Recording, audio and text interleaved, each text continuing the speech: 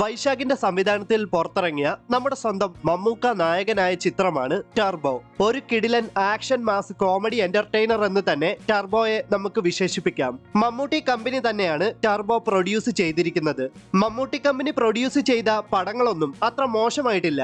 പടം മൊത്തം മമ്മൂക്കയുടെ അഴിഞ്ഞാട്ടമാണ്. മമ്മൂക്കയുടെ സ്ക്രീൻ പ്രസൻസും അദ്ദേഹത്തിന്റെ ആ സ്വാഗും വേറെ ലെവലാണ്. ഈ വയസ്സിലും ഇത്രയധികം മാസ് കാണിക്കണമെങ്കിൽ അത് മമ്മൂക്കയെ കൊണ്ടേ സാധിക്കൂ. ജോസ് അഥവാ ടർബോ ജോസ് എന്നാണ് മമ്മൂക്കയുടെ കഥാപാത്രത്തിന്റെ പേര്. അതുപോലെ തന്നെ ബിന്ദു പണിക്കർ ചെയ്ത റോസക്കുട്ടി എന്ന കഥാപാത്രവും വേറെ ലെവലായിരുന്നു. മമ്മൂക്കയോടൊപ്പം കട്ടയ്ക്ക് പിടിച്ചു നിൽക്കുന്ന കഥാപാത്രം മമ്മൂക്കയുടെ അമ്മയായിട്ടാണ് ബിന്ദു പണിക്കർ വേഷമിട്ടത്. ടർബോയുടെ ഫസ്റ്റ് ഹാഫ് എങ്ങനെയൊക്കെയോ തള്ളി നീക്കിയ പോലെയാണ് എനിക്ക് തോന്നിയത്. പക്ഷെ സെക്കൻഡ് ഹാഫ് ഒരു രക്ഷയുമില്ലായിരുന്നു. ഫൈറ്റ് സീക്വൻസുകളിൽ എനിക്ക് ഏറെ ഇഷ്ടപ്പെട്ടത് പോലീസ് സ്റ്റേഷനിലെ ഫൈറ്റും ക്ലൈമാക്സിലെ ഫൈറ്റുമാണ്. പോലീസ് സ്റ്റേഷനിലെ ഫൈറ്റ് ആണ് എനിക്ക് കൂടുതൽ ഇഷ്ടപ്പെട്ടത്. പിന്നെ ഒരു കിടിലൻ കാർ ചേസ് സീൻ ഉണ്ട്. അതും പെർഫെക്റ്റ് ആയിട്ട് തന്നെയാണ് എടുത്തു വെച്ചിട്ടുള്ളത്. നമ്മൾ പണ്ട് മുതൽക്കേ കണ്ട ഒരുപാട് ക്ലീഷേ ഐറ്റംസ് ഒക്കെ ഈ സിനിമയിലും ഉണ്ട്.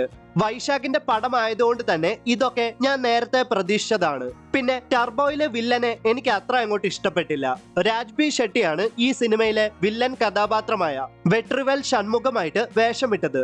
രാജ്ബി ഷെട്ടി അല്ലാതെ മറ്റാർക്ക് വേണമെങ്കിലും ഈ സിനിമയിലെ വില്ലൻ കഥാപാത്രത്തെ അവതരിപ്പിക്കാൻ സാധിക്കുമെന്നാണ് എനിക്ക് തോന്നിയത്. ഇനിയും വലുത് എന്തൊക്കെയോ വരാനിരിക്കുന്നു എന്ന ഒരു ഭയം നൽകിക്കൊണ്ടാണ് ഈ സിനിമ അവസാനിക്കുന്നത്. സോ അതൊക്കെ എന്താണെന്നുള്ളത് ടർബോ 2 ഇറങ്ങുമ്പോൾ മനസ്സിലാക്കാം. ഒരു ബെസ്റ്റ് മൂവി എന്നൊന്നും ഞാൻ പറയില്ല, കണ്ടിരിക്കാം. ഒരു എബോവ് ആവറേജ് മൂവി. ഇത്ര മാത്രമേ ടർബോ എന്ന സിനിമയെ പറ്റി എനിക്ക് പറയാനുള്ളൂ.